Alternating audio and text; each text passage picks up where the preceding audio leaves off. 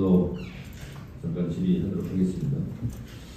탁친이 억하고 죽었다. 박종철 열사 사건 때 전두환 정권의 발표였습니다.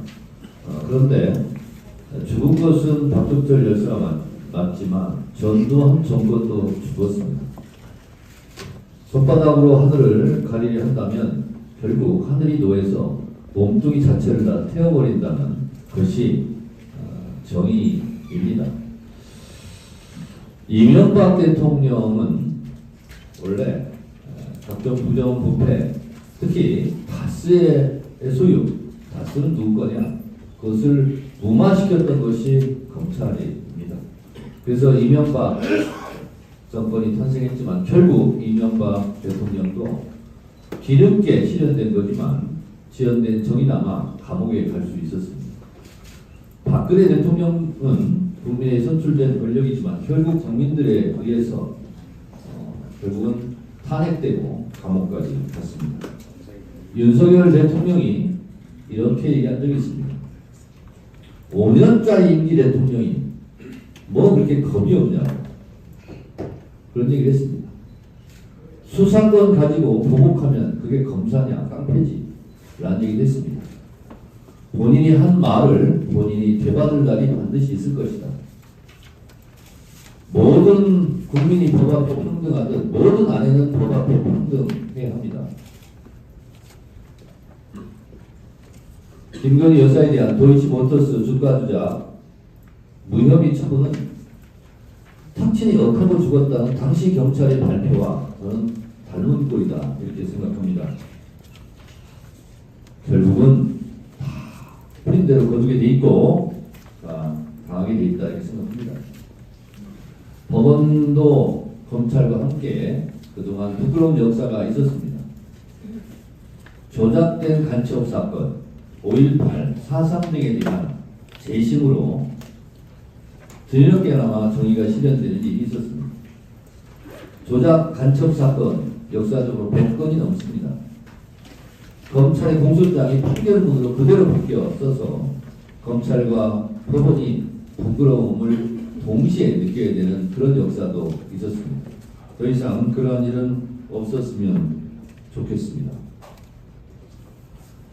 우리 대전 고등법원장님, 네. 헌법 공부 많이 하셨죠? 많이 하지 못했습니다. 네. 법원 판사하시면서 혹시 제일 중요하게 생각하는 헌법 조항 있습니까? 평등권 내지 신체의 자유. 네, 헌법 130개 조항 중요하지 않은 조항이 어디 있겠습니까만 검사나 판사나 저는 헌법 12조 7항까지 내용을 정말 중요하게 생각해야 된다고 생각합니다. 헌법 12조이랑 첫 번째 모든 국민 신체의 자유를 갖는다라고 되어 있죠.